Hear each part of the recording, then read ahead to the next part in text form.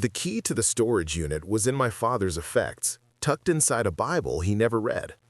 Unit 247, Safeguard Storage off Route 9. I'd lived 38 years never knowing it existed. 3 days after we put him in the ground, I drove out there to see what he'd been hiding.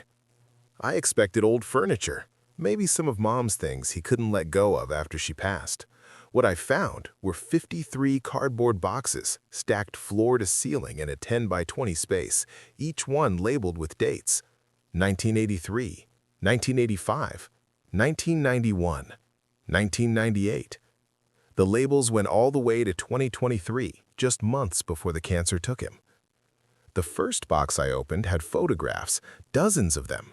Soldiers in desert camo standing in front of vehicles I didn't recognize. The landscape was wrong. Not Iraq, not Afghanistan. The gear was outdated, mix-matched, like they'd grabbed whatever they could find. On the back of one photo, Dad's handwriting: Operation Sahel Shadow, February 1984, Chad-Libya border. These men were never here. My hands went cold. My father had been a high school history teacher in Maryland, never served a day in his life. The closest he got to combat was the Civil War reenactments he dragged me to as a kid. I opened another box. Documents, hundreds of them, declassified memos with sections blacked out, photocopied orders on letterhead from Fort Bragg, medical records with names I didn't know, a deployment roster for something called Task Force Nomad, dated March 1983, 27 names listed. Next to each one, my father had written notes in the margins. Confirmed KIA 6/12/84. Alive, located in Oregon, 1999. Refused contact. This wasn't a hobby. This was a life's work. I sat down on the concrete floor, dust coating my jeans, and started reading.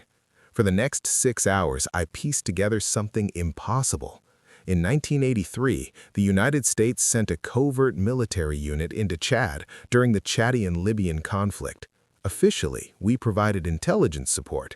Officially, no American boots touched that ground. But according to these documents, Task Force Nomad did exactly that. 27 Special Forces operators deployed for what was supposed to be a 3-month advisory mission. They stayed for 18 months. 11 didn't come home. The government never acknowledged they existed. No records, no benefits, no memorial. The survivors came back to nothing. No VA care, no recognition, not even a quiet thank you. Some of them ended up homeless. Some took their own lives. A few disappeared entirely, probably changed their names and tried to forget. And my father had spent 40 decades documenting every detail of their service. I found letters in the third box, responses to inquiries my father had sent.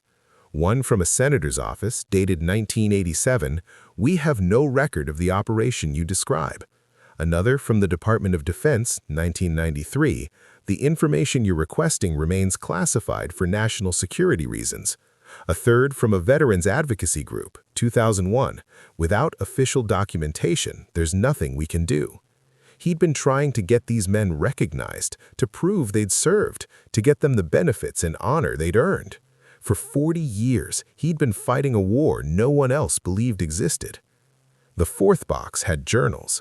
My father's handwriting filled page after page. I recognized the careful, measured script from the comments he'd written on my school essays. But these entries were different, urgent, frustrated, sometimes angry. August 15, 1985. Spoke with Robert Chen today. Took 3 months to track him down in Seattle. He wouldn't talk at first. Thought I was CIA, there to make sure he stayed quiet. When I finally convinced him I was just a teacher trying to help, he broke down. Told me about the ambush outside Faya Lajau, how they called for air support that never came, how they had to bury Sergeant Morrison in the sand because they couldn't risk exfil with a body. Bob said Morrison had a daughter, 5 years old when he deployed. She'd be 7 now. She'll never know her father was a hero. November 3, 1988. The department won't budge. They've buried this so deep I'm starting to understand why. If they admit Task Force Nomad existed, they have to admit we violated international agreements. They have to admit we lied to Congress. They have to pay death benefits and disability claims. It's cheaper to let these men disappear. March 21st, 1992. Found James Walker living under a bridge in Atlanta. He'd been there for 6 years. When I told him I believed him, that I had proof he'd served, he cried. Actual tears. A Green Beret who'd survived 18 months of hell, crying because someone finally believed him. I got him into a shelter. It's not enough. It's never enough. Before I tell you what I found at the bottom of that 4th box, if you're hooked on this story, hit that like button and subscribe. There are dozens of voices like mine here. And drop a comment with your country. I'm curious where all of you are listening from. The thing that broke me was a photograph paper-clipped to a journal entry from 1998. My father standing next to an older man with a white beard, both of them in front of the Vietnam Memorial. I recognized the other man from earlier photos, Captain David Sudden, Task Force Nomad's commanding officer, one of the survivors. In Dad's journal, he'd written, "David asked me today why I'm doing this, why I've spent 15 years chasing ghosts. I told him someone has to remember.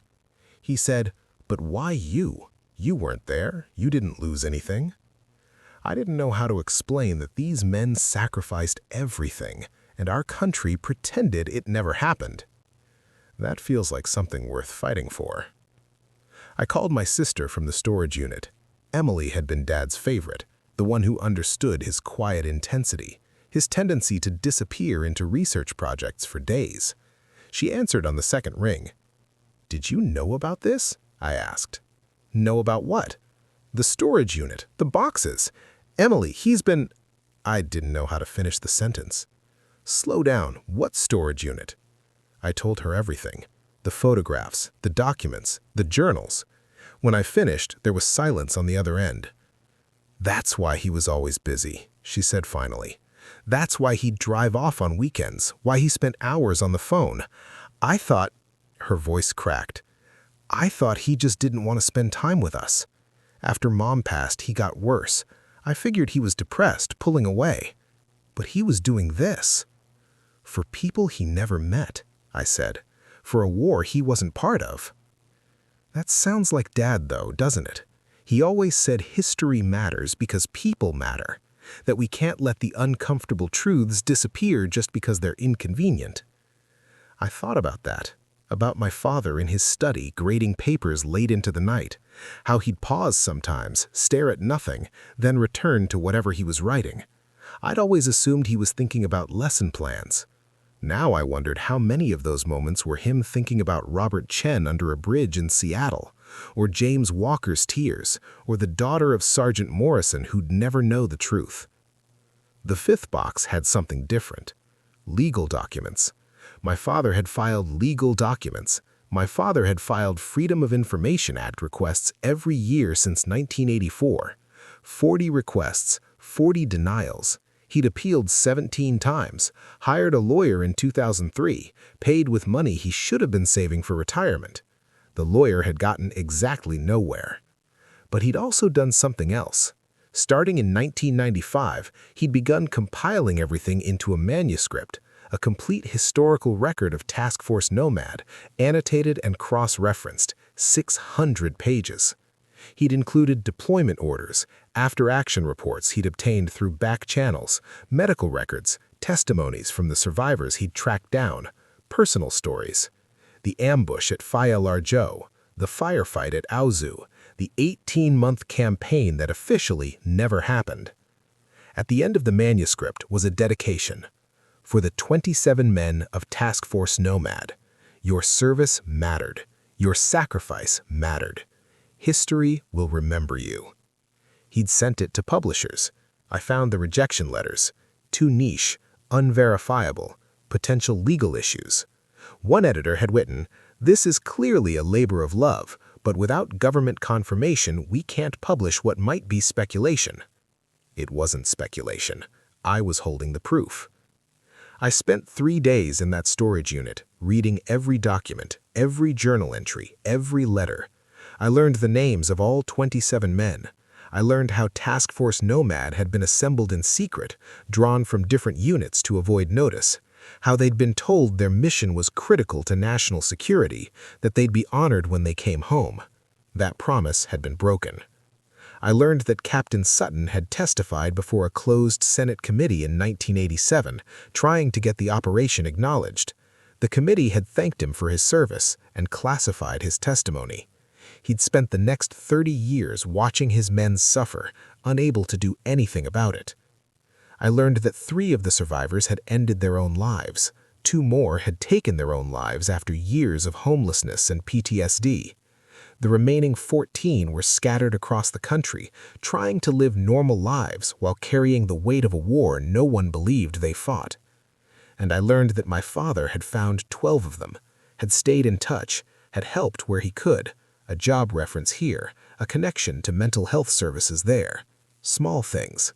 But for men the government had abandoned, small things meant everything. Now here's where everything changed. But real quick, if you're invested in how this ends, I genuinely appreciate a subscription. More soldier stories drop daily. Comment your country below. Always amazes me how far these reach. In the 6th box, I found something that changed my understanding of everything.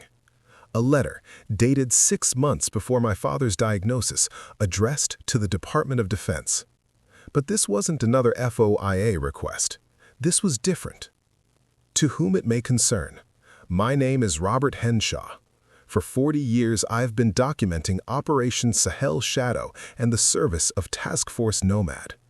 I have compiled extensive evidence of this classified operation, including testimony from survivors, declassified documents, and photographic evidence.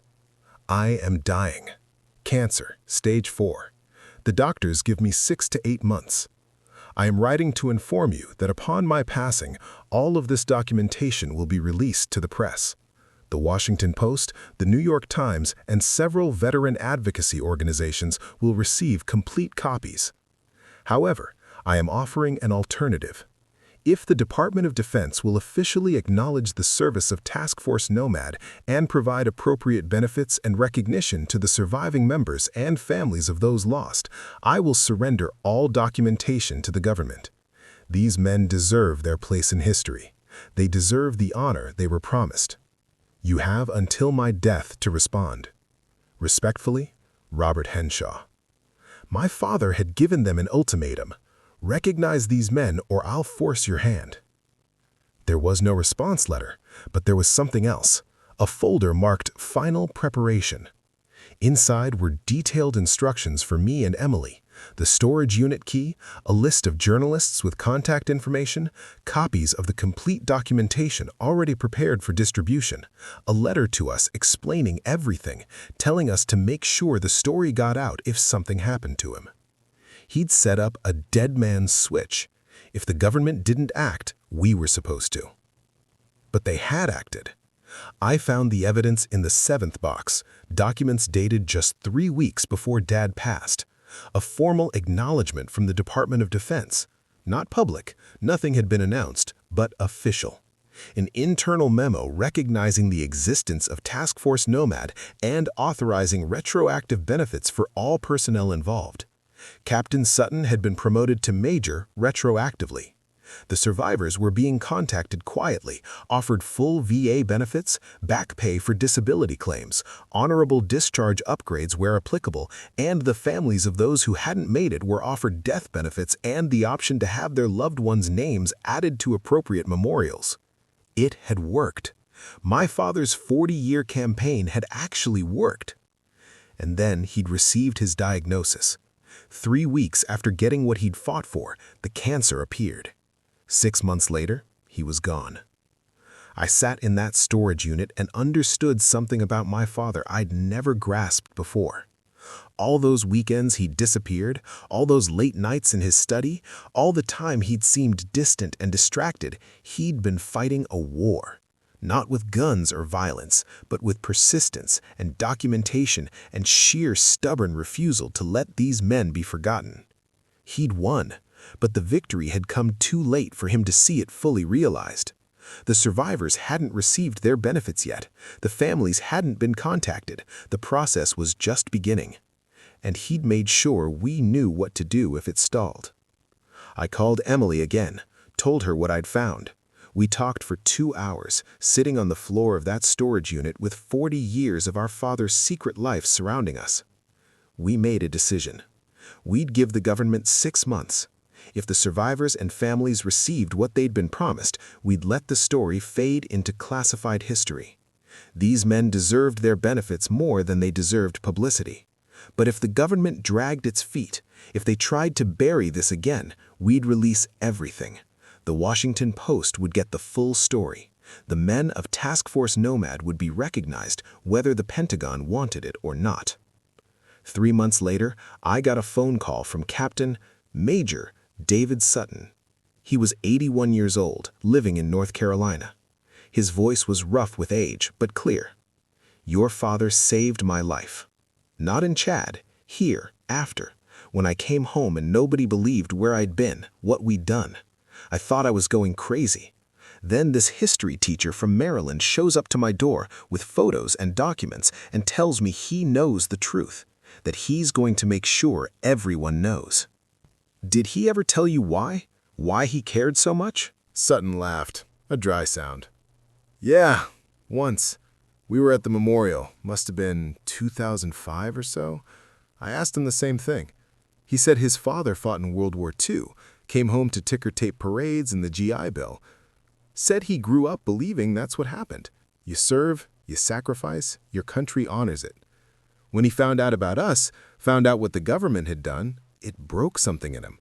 He said he couldn't be the kind of man who knows the truth and does nothing." "He never told us," I said. "Never said a word about any of this." "That was part of his deal with us. He wanted the focus on our service, not on him. Didn't want to be some kind of hero. He just wanted us recognized." Sutton paused. "The benefits came through yesterday. Full disability rating. Back pay dating to 1985. It's more money than I'll know what to do with. The VA called it a clerical error correction, like we'd just been accidentally overlooked for 40 years. That sounds about right. Your father made this happen. You need to know that. Without him, I'd have gone to my grave and no one would have known I served. Now my grandkids will know. The 11 men we buried over there, their families will know. That matters." After we hung up, I drove back to the storage unit one last time. I needed to tell you what happened next. But first, if this story's got you, show some love with a like and subscribe. I read every comment, especially love seeing where you're all from around the world. I started packing up the boxes, figuring out what to do with 40 years of documentation. Some of it would go to the veterans I could contact. Some would be archived properly, maybe donated to a military history collection. The manuscript my father had written deserved to be preserved even if it never got published. In the last box, the one labeled 2023, I found a final journal entry. Written in shaky handwriting, the cancer had already been affecting his motor control, dated 2 weeks before his death. They finally did it. Took them 40 years, but they did it. Task Force Nomad is officially recognized. The men will get their benefits, the families will get their answers. I can't believe I lived to see it. I'm not going to live to see them receive everything, though. The process takes time. Bureaucracy moves slow even when they're trying to make things right. Part of me wishes I could be there when David gets his discharge papers corrected, when Robert's VA claim is approved, when Sergeant Morrison's daughter learns her father was a hero. But I've done what I could. I've left instructions for the kids. They'll make sure this doesn't get buried again. They're good people, better than I deserved considering how much time I spent on this instead of with them. I hope they understand. I hope they know I loved them. But some things are bigger than family. Some truths matter too much to stay hidden. History is what we choose to remember and what we choose to forget. I chose to remember. If you're reading this, you know the whole story now. 27 men served in a war that officially never happened. 11 gave their lives. 16 came home to nothing. For 40 years, I fought to make it right. I hope it was enough. Robert Henshaw. I closed the journal and sat there in the dim light of the storage unit, surrounded by evidence of my father's obsession, his mission, his quiet war against institutional forgetting. I thought about all the soccer games he'd missed, the school events he'd been late to, the distance I'd always felt between us. I thought he was just a distracted teacher who cared more about dead history than his living children. I'd been wrong. He wasn't distracted. He was focused, intensely, completely focused on something he believed mattered more than his own comfort or convenience. He'd seen an injustice and spent his entire adult life trying to fix it. Most people would have given up after the first rejection letter, after the 10th, after 20 years of being told they were wrong, that the operation never happened, that they should let it go. My father never let it go. I found Emily at Dad's house the next day. We were still sorting through everything, the normal stuff, the estate paperwork, the personal effects. She was in his study, looking at the bookshelves. History of the Vietnam War, history of the Korean War, history of World War II, all these books about wars and soldiers and sacrifice. I used to think it was just his job, teacher stuff. But it wasn't, was it? No, it was personal. I told her about Sutton's call, about the benefits coming through, about Dad's final journal entry. When I finished, she was crying. I was angry at him for so long, she said. After Mom passed, I needed him to be present, to be here, and he was always somewhere else, always working on something he wouldn't talk about. I thought he didn't care. He cared, I said, just about more things than we knew. I wish he'd told us. I wish he'd let us help.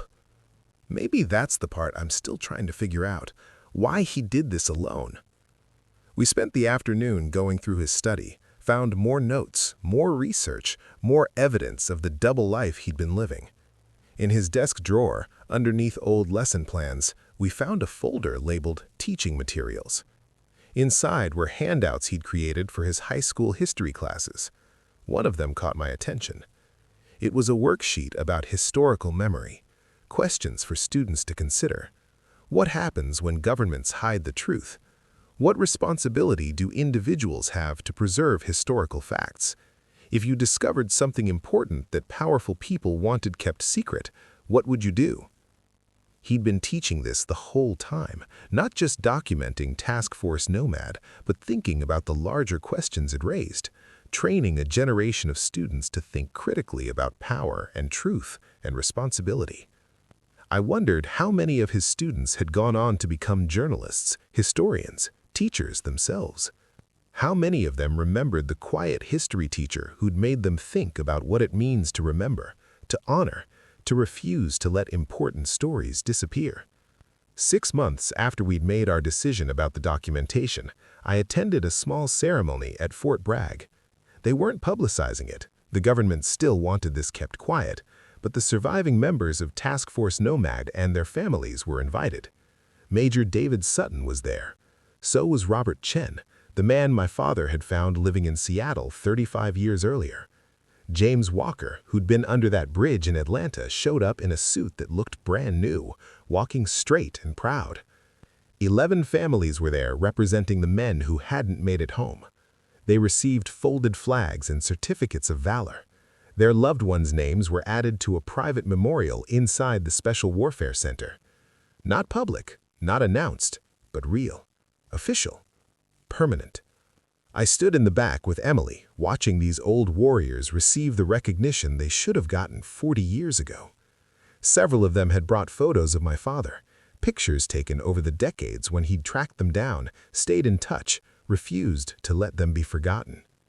After the ceremony, we were approached by a woman in her 50s. She had the same eyes as one of the soldiers in the photographs I'd found. Young, intense, determined. "You're Robert Henshaw's children," she said. It wasn't a question. "We are," Emily confirmed. "I'm Sarah Morrison. My father was Sergeant Thomas Morrison. He didn't make it back from Chad. I was 5 years old when he left. For 43 years, I thought he'd abandoned us. That's what my mother told me, that he'd left on some assignment and never came back, never wrote, never called. She was bitter about it her whole life, passed away in 2018, still angry at him. She held up the certificate she'd just received. "Your father found me 2 years ago, came to my house with documents and photos and told me the truth, that my father hadn't abandoned us, that he'd been serving his country in a war no one could acknowledge, that he'd given his life for something that mattered, even though he'd never get credit for it.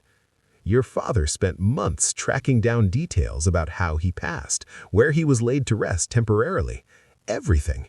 He gave me back my father." I didn't know what to say. Emily took her hand. "For 43 years, I thought I was the daughter of a man who didn't care. Now I know I'm the daughter of a hero. Your father did that. He gave that to me. I just wanted you to know what it meant." She wasn't the only one. Over the next hour, we heard similar stories. Families who'd gotten closure, survivors who'd finally been validated after decades of being told their service never happened. Men who'd been homeless, addicted, broken, who'd gotten benefits and treatment and a reason to believe their sacrifice had mattered. One elderly veteran, barely able to stand, gripped my hand with surprising strength. "Your father was more dedicated to our mission than some of the guys who actually served with us. He never gave up. 40 years and he never gave up." That night, back in our hotel room, Emily and I finally talked about what Dad had actually sacrificed for this mission. He'd spent money he didn't have on lawyers and research trips. He'd devoted time he could have spent with us, with Mom before she passed, with grandchildren he rarely saw. He'd endured ridicule from people who thought he was chasing conspiracy theories. He'd faced government stonewalling, bureaucratic indifference, and 40 years of being told he was wrong. He'd given up a normal life as a father and husband to fight for men he'd never served beside. Was it worth it? Emily asked. All that time away from us, all those moments he missed. Was this worth it? I thought about Sarah Morrison, who'd spent 43 years believing her father had abandoned her. About Robert Chen, who'd thought he was going crazy until a history teacher showed up to tell him the truth mattered. About the 11 families who'd finally gotten to honor their loved ones properly. I don't know, I said honestly. For them, absolutely. For us, I'm still figuring that out. He made a choice, Emily said. Chose their truth over our comfort. That's hard to accept, but it's who he was. A history teacher who believed history matters because people matter. He saw people being erased and couldn't live with it. The question stayed with me for months. I'd go to work, go about my normal life, and find myself thinking about my father in that storage unit, year after year, documenting a war no one acknowledged. What drives someone to that level of commitment? What makes a person sacrifice their own peace, their own family relationships, for strangers? I found part of the answer in a letter I discovered later, one Dad had written to Captain Sutton in 1997. It had been returned unopened. Sutton had moved and the forwarding order had expired. My father had kept it anyway. David, my son asked me yesterday why I care so much about your men. He's 14, thinks he understands how the world works. I told him I care because someone has to. But that's not the whole truth. The truth is that I care because if I don't, I'm complicit. If I know the truth and do nothing, I'm part of the machinery that erases inconvenient history. I'm part of the system that decides some sacrifices don't count, some service doesn't matter, some lives are acceptable losses. I teach high school history. Every year I stand in front of teenagers and tell them that history matters, that we have to remember the past, that we honor those who served. If I can't fight for your men, if I let them be forgotten because it's difficult or uncomfortable or because the government says to look the other way, then everything I teach is a lie. I'm not a hero. I'm just someone who can't live with being a hypocrite. Your men deserve better. I'm going to make sure they get it, even if it takes the rest of my life. Robert, that was it. That was who my father was. A man who couldn't live with the gap between what he taught and what he did. A man who'd rather sacrifice his own comfort than be complicit in erasure. I wish I could say I made peace with it immediately, that I understood and forgave and moved on. But grief is complicated, especially when you're grieving not just the person you lost, but also the person you thought they were. My father was a hero to the men of Task Force Nomad. He was a complicated, often absent father to me and Emily. Both things are true. Both things hurt. A year after the ceremony at Fort Bragg, I received a package from Major Sutton. Inside was a plaque. Engraved on it were the names of all 27 members of Task Force Nomad, including the 11 who hadn't made it home. At the bottom it read, "In honor of Robert Henshaw, who fought for 40 years to ensure these men were remembered. Some battles are won with weapons. Others are won with persistence, integrity, and refusal to forget." Sutton's note explained that the surviving members had commissioned it together. They wanted my father honored the same way he honored them. I hung it in my office, not hidden away, not in storage, but where I'd see it every day. A reminder of who my father was and what he'd chosen to fight for. A reminder that some people see injustice and spend their lives fighting it, even when no one's watching, even when it costs them everything. The manuscript he'd written about Task Force Nomad was never published. The government requested it remain classified, and the surviving members agreed. They'd gotten their recognition and didn't need publicity. But I kept a copy. So did Emily. So did Major Sutton and several other veterans. Someday, when it's declassified, when enough time has passed that national security isn't a concern, it'll be there. The complete history of an operation that officially never happened, written by a man who was never there, and that's the part that still amazes me. My father wasn't part of Task Force Nomad. He never deployed to Chad. He never fired a weapon in combat. He was just a high school history teacher who stumbled onto a story and decided it mattered too much to let go. He spent 40 years documenting a war he never fought in. 40 years fighting for men he'd never served beside. 40 years sacrificing his own life to preserve theirs. Some people might say that's obsession, that he should have focused on his own family, his own life, his own priorities, that he gave up too much for people who weren't his responsibility. But I think about Sarah Morrison, who got to know her father was a hero instead of believing he'd abandoned her. I think about Robert Chen and James Walker, who got validation after decades of being told they were wrong.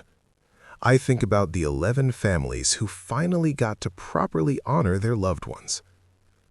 And I think about my father's final journal entry. Some truths matter too much to stay hidden. History is what we choose to remember and what we choose to forget. I chose to remember. He made his choice. It cost him weekends and holidays and moments with his children. It cost him money and time and peace of mind. It cost him a normal life. But 27 men got their honor back. 16 survivors got their benefits. 11 families got their closure. Was it worth it? That's the question I'm still living with. For them, yes. For us, it's complicated. For my father, I think the answer was simple. He couldn't have lived with himself if he'd done nothing. I've started doing something recently.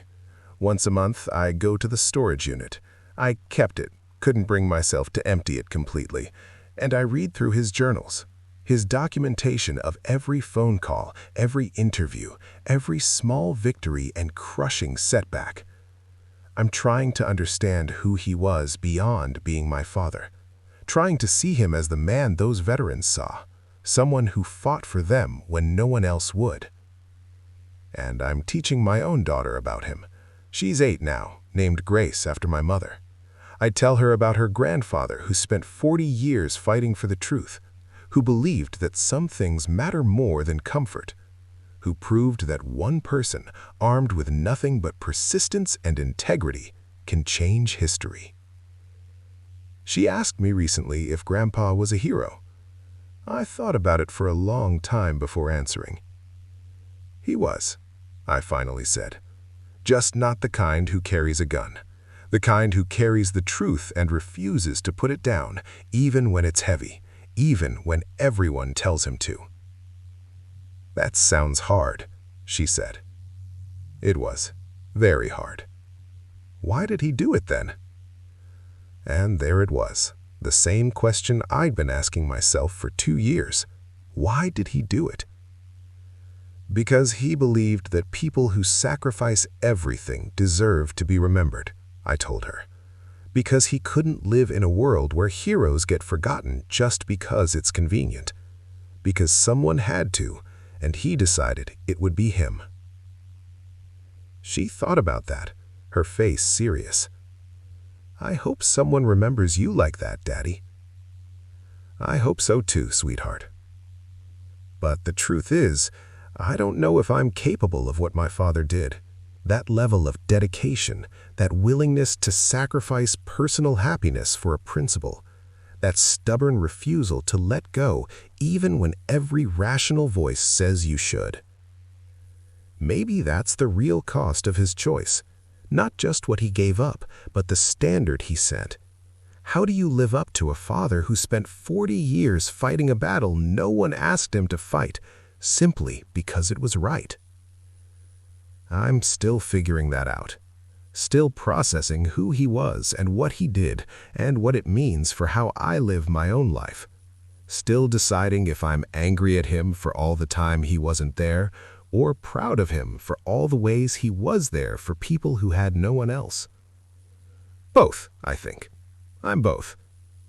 That's what I've learned from going through that storage unit, from reading his journals, from meeting the men whose lives he changed. You can be angry at someone for their choices and still respect why they made them. You can wish they'd chosen differently and still honor what they chose instead. My father gave 40 years to men who'd been forgotten by their own government. He gave them documentation and validation and eventually recognition. He gave them back their history. What he gave us was complicated. Absence and distance and a legacy we're still trying to understand. But also an example of what it means to fight for something bigger than yourself, to see injustice and refuse to look away, to believe that truth matters, even when no one's listening. Especially when no one's listening. I closed the notebook and sat there in the silence of the storage unit, surrounded by my father's life's work. He'd known what he was sacrificing. He'd made the choice with open eyes. That didn't make it easier, but it made it real. 3 years have passed since I found that key in his Bible. 3 years since I discovered the secret life he'd been living all along. The survivors of Task Force Nomad have their benefits now. The families have their closure. Major Sutton passed away last year at 83, finally at peace, knowing his men were recognized. The government keeps it classified still. There's been no public announcement, no documentary, no book, just quiet corrections in personnel files, benefits awarded, names added to private memorials.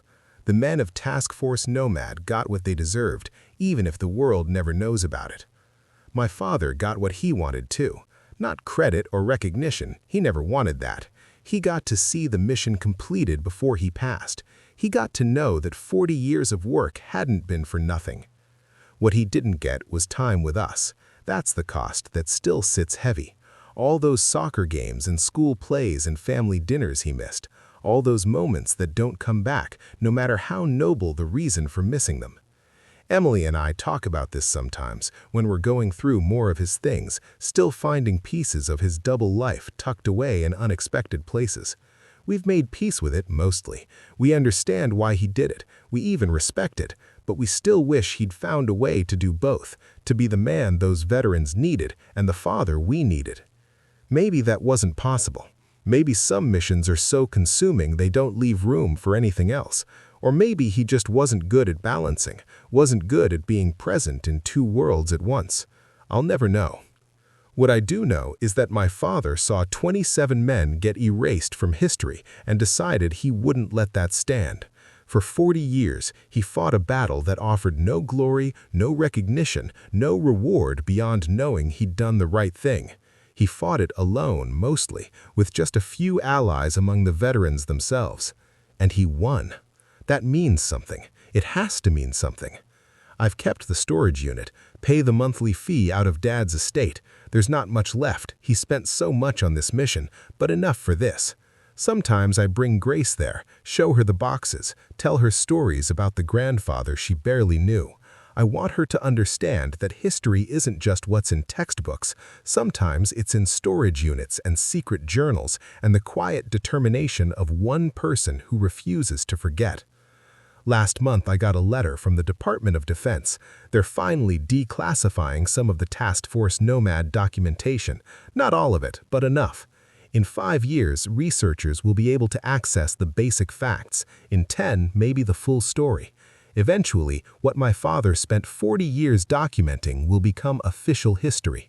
When that happens, his manuscript will be there, the complete record he compiled, cross-referenced and annotated, ready to tell the world what these men did.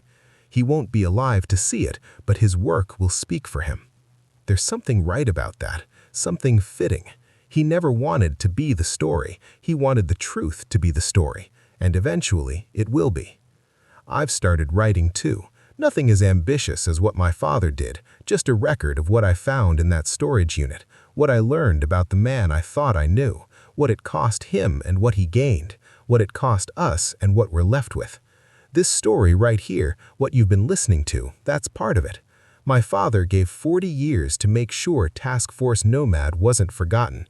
I figure I owe him this much, making sure people know what he sacrificed to do it. Because here's what I've realized sitting in that storage unit, reading his journals, talking to the men's lives he changed. My father wasn't a perfect parent. He wasn't even always a good parent by conventional measures.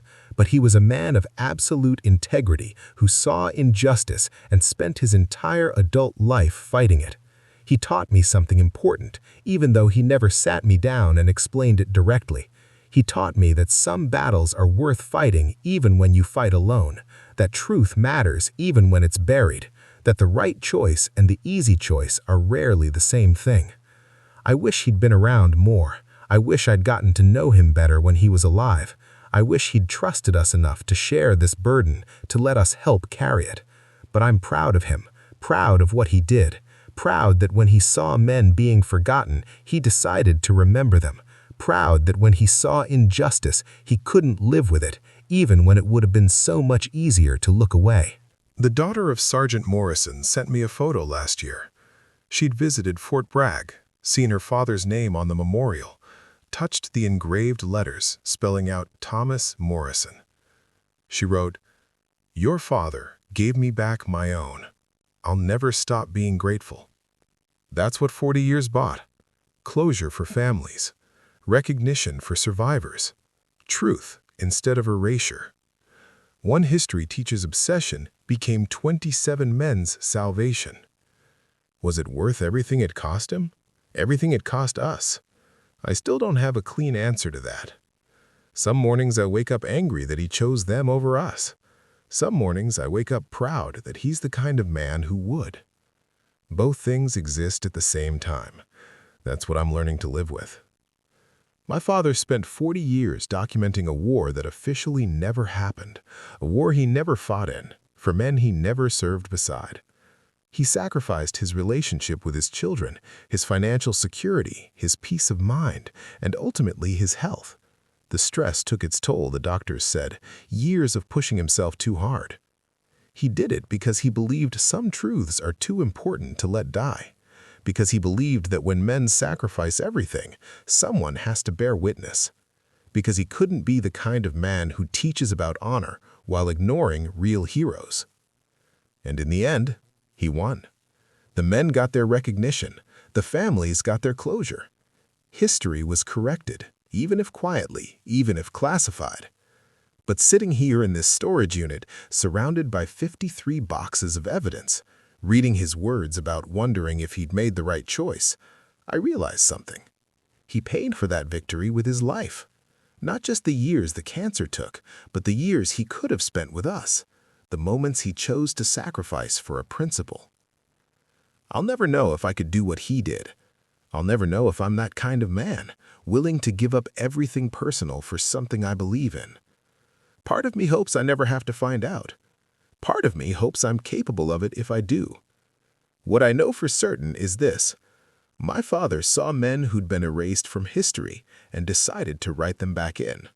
One person, armed with nothing but determination and 40 years of his life.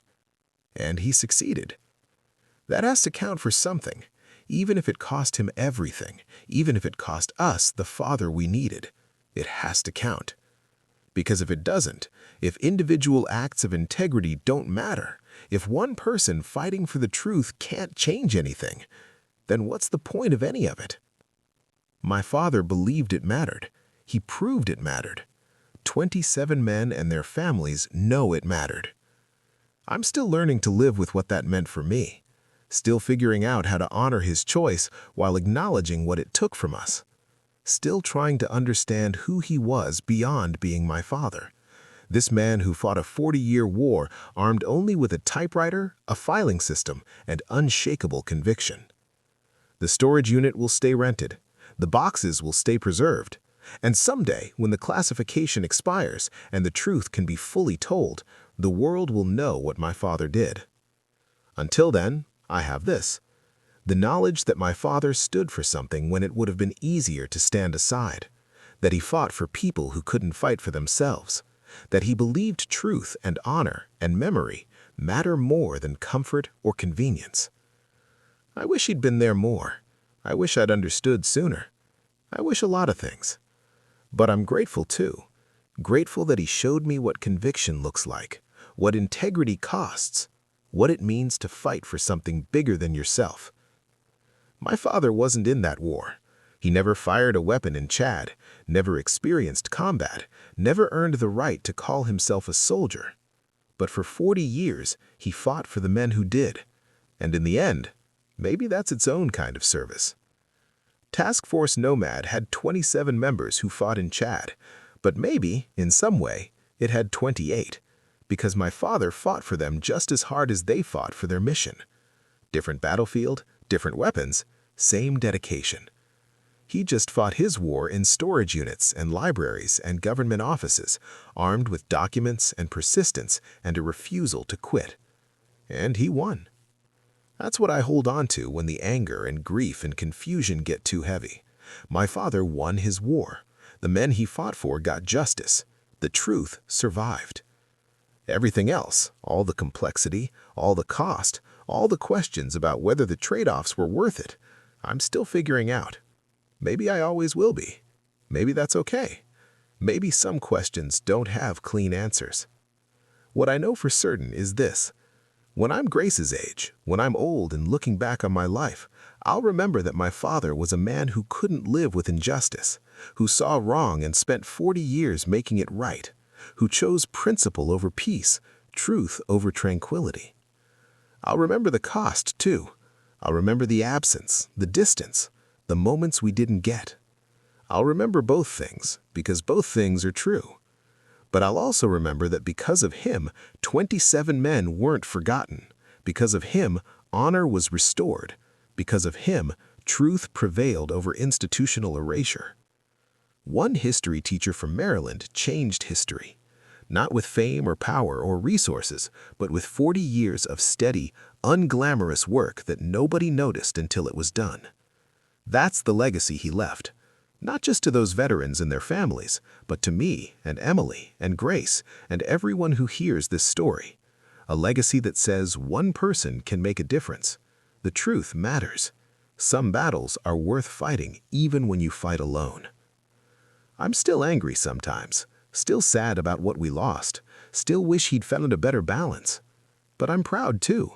Proud of what he did. Proud of who he was. Proud to be the son of Robert Henshaw, the history teacher who spent 40 years documenting a war that officially never happened. A war he never fought in, for men he never served beside.